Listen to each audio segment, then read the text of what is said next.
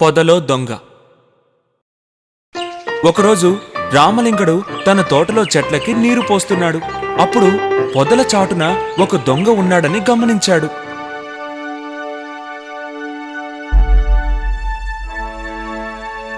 ఓరిదేవుడా, వీడు దొంగలా ఉన్నాడే. వీడిని ఒంటరిగా పట్టుకోలేను. నేను కేకలు వేస్తే పారిపోతాడు. చుట్టుపక్కల వారు ఇక్కడికి రావడానికి ఏదో ఒక ఉపాయాన్ని ఆలోచించాలి. తెలివైన రామలింగడికి ఒక ఆలోచన వచ్చింది. తన భార్యని పిలిచాడు.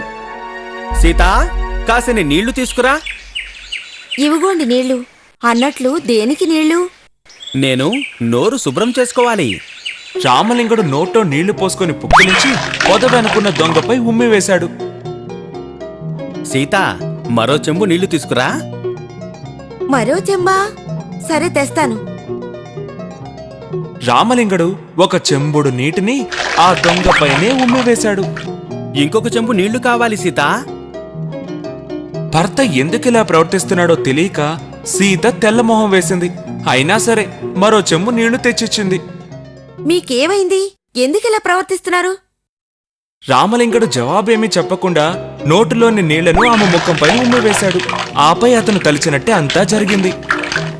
ఏంటండి మీరు చేస్తున్న పని? మీకేమైనా పిచ్చా? అయ్యో, అందరూ ఇలా రండి. ఈయన్ని చూడండి, పిచ్చోళ్ళ ప్రవర్తిస్తున్నారు. ఆమె కేకలు వినగానే చుట్టుపక్కల వాళ్ళందరూ అక్కడికొచ్చారు. సీత అక్కడ జరిగిన విషయం తెలిపింది.